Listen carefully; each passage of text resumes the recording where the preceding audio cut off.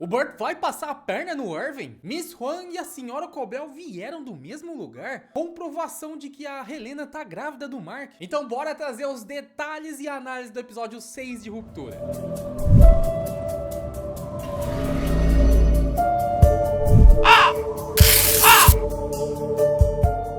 E aí, tudo bem? Eu sou o Tarcísio Yamamoto e rapaz, que episódio foi esse? Esse episódio 6 de Ruptura aqui da segunda temporada. Meu Deus, recheado de detalhes, coisas minuciosas que você tem que ir lá no fundo pra perceber, bem difícil, cara. Então eu já aproveito pra pedir o teu like e a tua inscrição, caso ainda não seja inscrito, e nos ajude, porque esse aqui deu um trabalhão fazer, cara. Mano, se você puder ajudar a gente pra gente continuar mantendo esses trabalhos aqui, vai ser top demais e eu vou te agradecer do fundo do meu coração. Valeu! Mas bora começar do começo, né? Vamos começar com o Miltic e a Miss Huang. Depois da avaliação do Miltic, ele chama a Miss Huang pra uma conversa ali. E essa cena é tão curta, mas é tão boa, porque pra mim é claramente uma retaliação por parte do Miltic em cima da Miss Huang, por causa das reclamações anônimas que foram feitas a ele, conforme dito lá na avaliação do episódio passado. Anônimas, nem tanto. Como eu disse, eu tenho a certeza absoluta de que a Miss Huang fez essas reclamações e pelo jeito o Miltic também tem. O Miltic diz pra ela que eu sinto que devo te lembrar de que não se formará nessa sociedade sem que eu te ache digna do Wintertide. Essa é a tradução da legenda que a Apple TV dá, mas pela forma que ele diz e dentro do contexto também, dá pra substituir a palavra sociedade por em bolsa. Ou seja, o Miltic tá falando pra ela ali, se você continuar me queimando pros chefes, eu vou te queimar também. E é engraçado como o Miltic deu a bronca na Miss Huang, dizendo pra ela erradicar do seu âmago a insensatez do pueril, que quer dizer basicamente cresça. Conforme o próprio Miltic tava treinando pra dizer coisas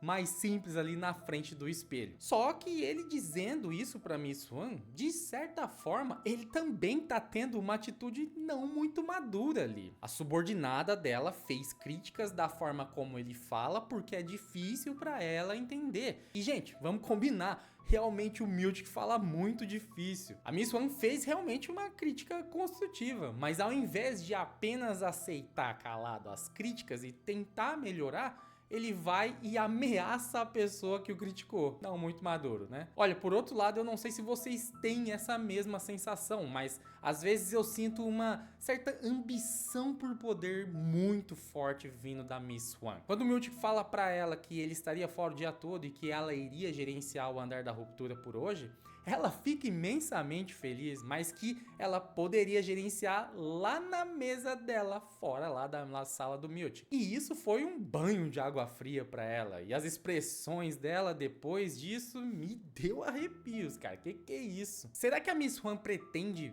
derrubar o Miltic? Mas o mais intrigante desse diálogo é o Miltic mencionar o Wintertide, que provavelmente é a fonte dessa bolsa que a Miss Huang precisa. O que será que é esse Wintertide? Me parece ser uma organização ou até uma escola, já que a Miss Huang é uma criança. Uma escola com parceria com a Lumon para fazer estágios ou algo do tipo. Nos Estados Unidos isso é bem comum, que nas férias as empresas recrutem estagiários para passarem o verão trabalhando meio período como estagiários. Mas existe outra possibilidade e acho que até faz mais sentido, de Wintertide ser uma espécie de fraternidade da escola Myrtle Egan para meninas. Nessa fraternidade seriam aceitas apenas as melhores, e nessa escola tem o nome Egan, ou seja, toda a filosofia sobre os Kirs iriam ser passadas e se encaixa perfeitamente com a filosofia da Lumon. Aliás, a escola Myrtle Egan foi a escola onde a senhora Cobel estudou quando criança, ou seja, a Cobel pode ter passado pelos mesmos procedimentos que a Miss Huang está passando nesse momento, para ter chegado à gerência ali do andar da ruptura. Mas agora eu vou mexer com a tua cabeça. Eu pesquisando sobre esse termo Wintertide, para ver se conseguia descobrir alguma pista, porque nessa série é assim, né? O mínimo detalhe ali às vezes não é tão mínimo assim. Mas acabei não encontrando tanta coisa assim. Até que, por acidente, achei um filme com o mesmo nome, Wintertide. Fui procurar saber mais sobre esse filme e olha a sinopse dele. Beth, uma vigilante voluntária de uma cidade isolada no norte, luta contra uma praga de depressão que transforma os poucos moradores restantes em automatos vazios semelhantes a zumbis. Olha, eu posso estar viajando horrores. E esse nome pode não significar nada, mas você não acha muita coincidência uma sinopse dessa com os mesmos termos que a gente tá vendo aqui, como por exemplo, uma cidade isolada. E a cidade onde a Lumon tá realmente parece ser bem isolada. E principalmente o termo automato, que muitos inclusive acreditam que aqueles que apareceram na atividade externa, lá, clones do pessoal do refinamento, são automatos. E esse termo já apareceu no início lá da temporada. É muito suspeito, me deixa nos comentários pra ver o que vocês acham. Bora falar agora do segundo triângulo amoroso aí que tá rolando dessa série, que é o Dylan G, o Dylan externo e a Gretchen. O Dylan G tá tendo esses encontros com a Gretchen já há algum tempo. Estratégia muito eficaz do Miltic para ganhar a lealdade do Dylan G. E com isso, o Dylan G tá tendo uma experiência na qual o interno nunca teve. Também de conhecer um pouco mais ali sobre o seu externo. Mas aqui acontece o beijo entre a Gretchen e o Dylan G. E provavelmente é o primeiro beijo do Dylan G. Mas é bem claro que tá rolando um climinha entre a Gretchen e o Dylan G. A Gretchen deixa claro que tá gostando desses encontros também com o interno. E a conversa deles realmente é muito legal ali. São pessoas que estão se gostando realmente. Você percebe que a conversa é prazerosa para os dois lados. O Dylan diz que queria que ficassem junto o tempo todo. E a Gretchen diz: nós estamos, não estamos? Só que o Dylan responde que ela tá, né? Só que ele não. Parece que a Gretchen queria que essa parte do Dylan G realmente estivesse ali com o Dylan externo. Existe algo no Dylan G que encanta mais do que o seu externo. A começar que a Gretchen mente pro seu marido que foi lá na Lumon lá ver o seu interno.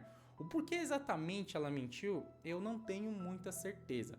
Mas os sentimentos estão envolvidos aí, podem ter certeza. Bom, mas a gente já consegue descobrir uma coisa bem interessante ali do Dylan externo. Ele parece estar querendo comprar um carro novo ali, mas a Gretchen não acha uma boa ideia. Voltando lá um pouco, a Gretchen menciona pro Dylan G que o seu externo já fez aulas de mergulho na piscina e enfatiza que foi caro. E parece que a situação financeira do Dylan e a Gretchen não sejam aquelas que tá todo mundo cheio de dívida e passando necessidade, sabe? Mas parece que eles precisam ter responsabilidade com os gastos, senão a coisa vai pro brejo de vez. Ou seja, eles vivem ali no limite. Mas o Dylan parece ser um cara muito gastão, que não tem muita responsabilidade quanto a isso, que sobra pra Gretchen cuidar dessa parte.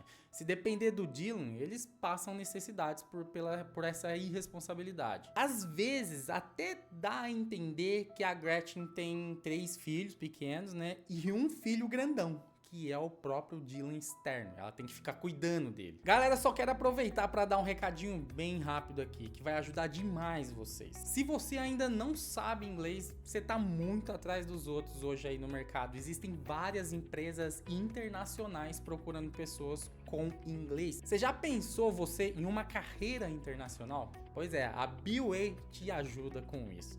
Ela vai te ensinar inglês de um jeito rápido e descontraído, como por exemplo usando músicas. Mesmo você não tendo tempo para estudar e tendo um dia super corrido, a BeWay consegue te deixar com o inglês afiadinho. Então aproveita clicando aqui no comentário fixado desse vídeo para você ver como que funciona e começar a decolar a tua carreira.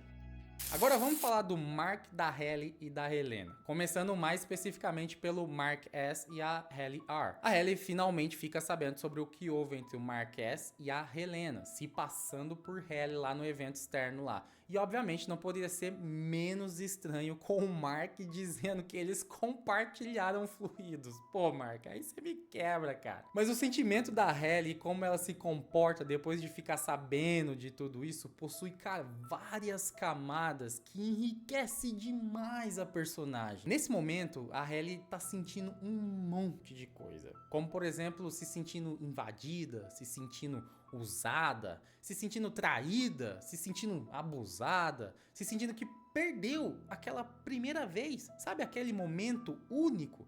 Nunca mais vai se repetir, porque a primeira já foi.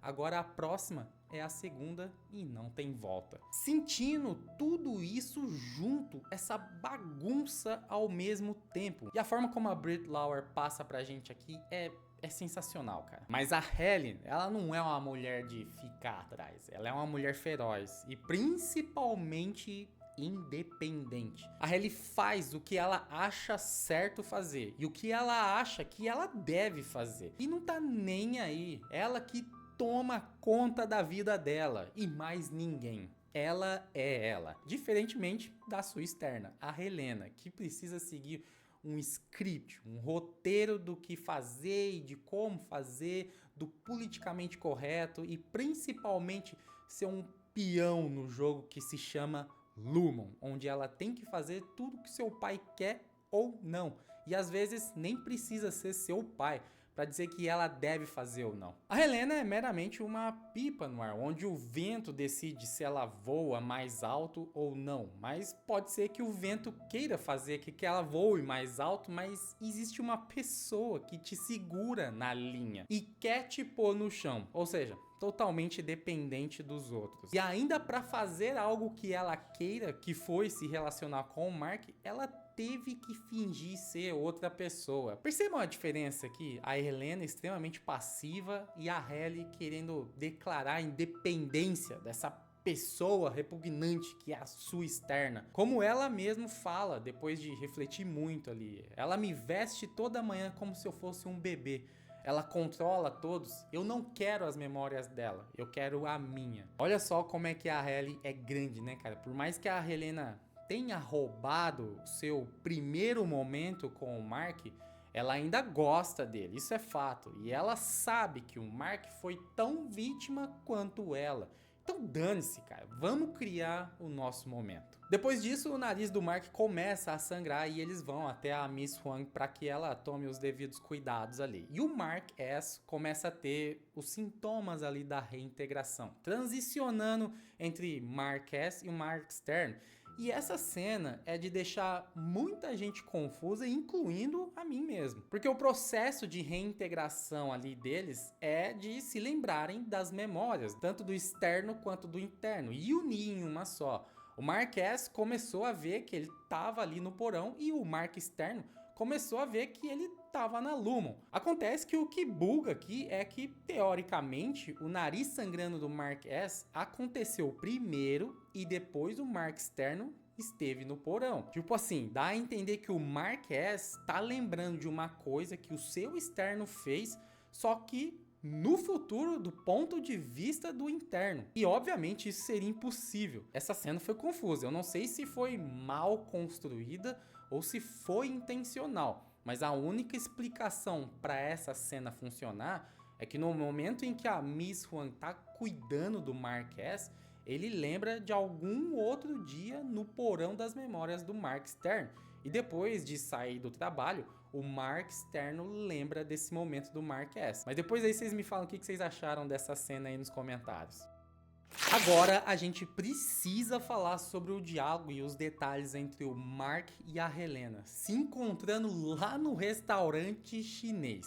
O Mark tá comendo de boas lá, quando a Helena entra e o espanto dele de ver ela ali faz bastante sentido. Mark sabe quem ela é, Mark sabe que ela é presidente da Lumon, sabe da importância dela ali, uma pessoa dessa comendo em um restaurante chinês qualquer. É tipo a mesma coisa se eu ver o Neymar tomando umas brejas aqui no bar do Batista da rua de casa, tipo uma coisa nada a ver, sabe? Mas gente, achar que esse encontro foi sem querer é ser muito inocente, né? Óbvio que a Helena sabia que o Mark estava ali.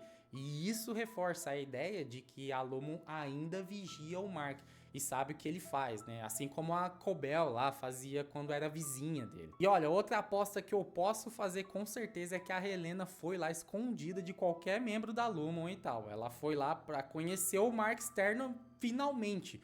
O motivo disso?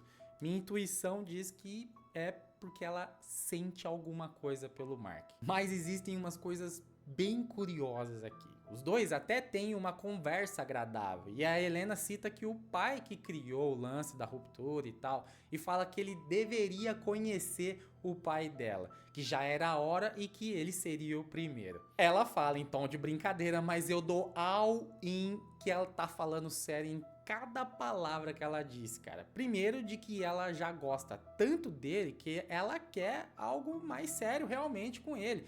E principalmente que ele seria o primeiro. A Helena provavelmente nunca teve um namorado sequer. Aliás, eu acho que o pai nunca deixou ela fazer essas coisas aí. Nunca deixou ela viver uma vida de menina normal, uma vida de jovem. Não é à toa que a Helena quis entrar lá no andar da ruptura como Halle, pra finalmente viver um bocadinho disso e sentir como é que é se sentir querida ou até amado por outra pessoa, sabe? Viver uma paixão. Mas ela dizer o já está na hora pode reforçar a teoria de que a Helena tá grávida do Mark realmente.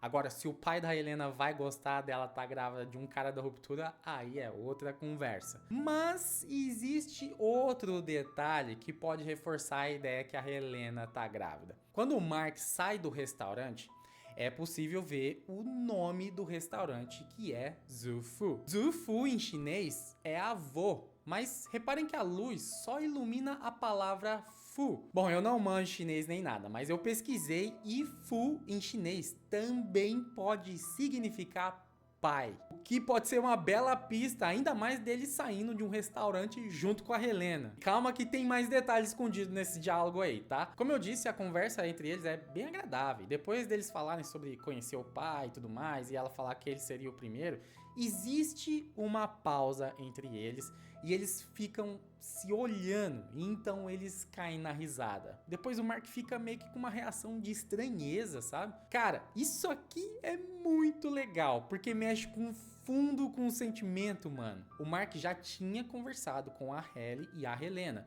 mas era o Mark S. O Mark externo nunca teve isso. E as conversas entre o Mark S e a Halle ou a Helena eram bem divertidas. E no evento externo, a Helena e o Mark fizeram altas zoeiras ali na história do Milk, que riram muito. Aonde que eu quero chegar com isso? O Mark S gostava demais de conversar e brincar ali com a Halle ou a Helena. E inconscientemente, o Mark externo, ele tá se divertindo pacas conversando com a Helena. Porque o Mark S também gostava de conversar com ela. Só que o Mark externo não sabe o porquê que ele tá se divertindo tanto com uma pessoa que ele nem conhecia. E aí na hora de ir embora, quando um tá de frente pro outro, o Mark fica olhando intensamente pra Helena. Aqui o Mark tá sentindo o mesmo sentimento que o Mark S tem pela Halle, inconscientemente. A paixão, a admiração pela beleza, uma vontade de ir lá e dar um beijo nela. Olha só como nessa cena a câmera fica, até muda um pouco. A câmera fica naquele estado retrato, onde em volta fica tudo desfocado e só a pessoa aparece com nitidez. O Mark tá sentindo isso e ele nem tem ideia do porquê. Cara, isso é sensacional. E agora, por último, a gente tem o Mark saindo correndo, apressado do restaurante igual um louco e já partindo logo em seguida para sua casa ali, louco para fazer o procedimento que agilizaria a reintegração. Muita gente pode não ter entendido muito bem o porquê que o Mark saiu igual um louco assim do Neida, né, velho? Muito se deve a quando a Helena menciona a Hannah, ou melhor, a Gemma, né? Aqui o Mark tem a plena certeza de que a Helena não é tão boazinha assim, porque ela é presidente da empresa e o Mark sabe que ela tá mentindo sobre a Gemma. Ele sabe que ela errou o nome dela de propósito para fingir que a Lumon não tem nada a ver com ela. Sabe, porque ele viu ela na Lumon, ele teve esse acesso a essa lembrança de ver a Gemma em carne e osso ali, vivinha da Silva na frente do Mark S, e que a Helena e a Lumon estão escondendo coisas dele. Depois, lá no procedimento, o Mark ainda tem mais um vislumbre da Gemma, que mostra ela com o cabelo um pouco maior do que ela parece como a Miss Casey, mas o corredor parece ser na Lumon. Será que o Mark S viu ela lá ou a reintegração tá meio que embaralhando ali as memórias dos dois Marks? Depois tem uma imagem ali bem rápida de uma mulher provavelmente deitada. E pelas características dá pra falar que é a Gemma. Primeiro eu pensei que era o Mark vendo ela morta, Mas depois aparece novamente essa imagem e dessa vez ela está piscando. Eu, sinceramente, não sei o que isso pode significar, sinceramente mesmo. E finalmente, bora falar da parte mais intrigante desse episódio, que é o jantar entre o Irving, o Burt